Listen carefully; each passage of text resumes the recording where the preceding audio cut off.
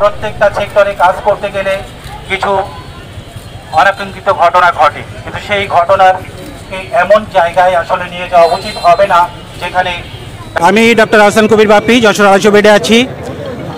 আপনারা জানেন যে উদ্দেশ্য নিয়ে আমরা আজকে মানববন্ধনে দাঁড়িয়েছি, সেটা হচ্ছে গত 31 আগস্ট আমাদের ঐতিহ্যবাহী চিকিৎসা প্রতিষ্ঠান ঢাকা মেডিকেল কলেজের মতো জায়গায় একই দিনে কিছু দুষ্কৃতকারীরা পরপর 3 বার বিভিন্ন রকম হামলার চালিয়েছে এবং আমাদের চিকিৎসকরা সেখানে নিরাপত্তাহীনতায় ভুগছে।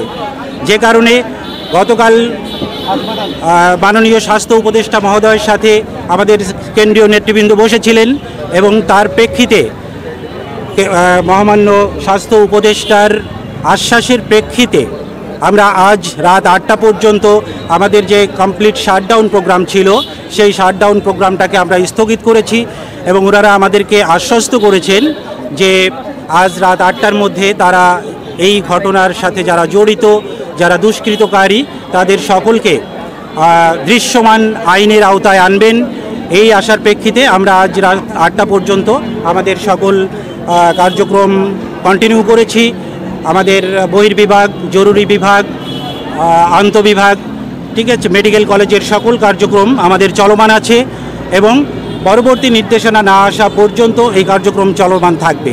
তবে যদি পরবর্তীতে কেন্দ্র থেকে কোনো নির্দেশনা আসে, আমরা তৎক্ষণাৎ সে অনুযায়ী আমাদের সিদ্ধান্তে নিয়ে পরবর্তী কার্যক্রম আমরা চালিয়ে যাব। যারা আমাদের কেন্দ্রীয় নেতৃবৃন্দ, কেন্দ্রীয় সমন্বয়ক যারা আছেন, তাদের সঙ্গে কথা বলার পরে আমরা পরবর্তী ঘোষণা দিতে পারব।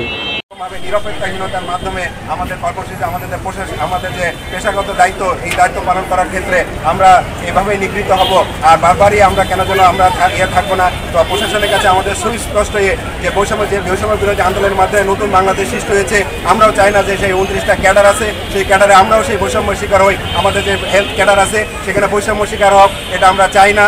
আমরা জনগণের সাথে সরাসরি সম্পৃক্তার মাধ্যমে আমাদের চিকিৎসা কার্যক্রম সারা বাংলাদেশে যেটা আছে আমরা সেই ধারাবাহিকতা বজায় রেখে চিকিৎসা দিতে চাই। কিন্তু সেখানে কিন্তু দুর্বৃত্তরা যদি আমাদের গায়ে পড়ে এসে এইভাবে চিকিৎসা আমাদের নিরাপত্তাহীন করে তোলে, আমাদেরকে গায়ে হাত তোলে, আমাদেরকে ফিজিক্যাল অ্যাসল্ট করে, আমাদের সামান্যতম হয়তো বলে অবহেলা দাম করে আমাদেরকে যদি আমাদেরকে হ্যান্ডকে পরে জেলে যেতে হয় এবং সেটার জন্য যদি আমাদেরকে এই ন্যূনতম আমাদের কোনো নিরাপত্তা না থাকে, তাহলে সেই ক্ষেত্রে আমরা চিকিৎসা দিতেও কিন্তু আমরা দ্বিধাবোধ করবো। আর তার ফলশ্রুতিতে কিন্তু এই সাধারণ জনগণ যারা আছে তারা যখনই আমাদের মুখোমুখি অবস্থান করবে, আলটিমেটলি সে বঞ্চিত হবে। আমার একজন সাধারণ নাগরিক হিসাবে এই সমাজে যারা আছে তারাই কিন্তু আজকে কি হবে, তারা বঞ্চিত হবে। আজকে এই চিকিৎসা ব্যবস্থা থেকে আমার পরিবারের সদস্যগণ তারা বঞ্চিত হবে। আমরা চাই না এই সাধারণ জনগণ তার চিকিৎসা সেবা থেকে বঞ্চিত হোক।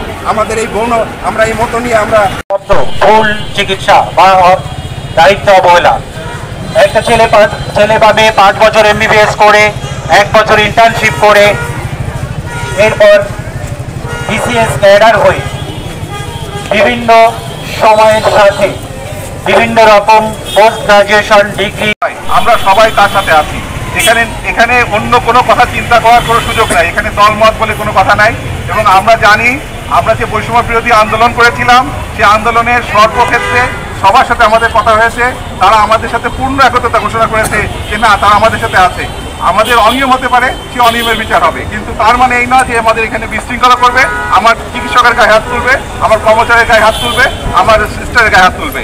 আমি সবাইকে আবার আহ্বান জানাচ্ছি যে আমরা একটি সুষ্ঠু পরিবেশ যাতে তৈরি হয় সে ব্যাপারে সবার সহযোগিতা কামনা করছি।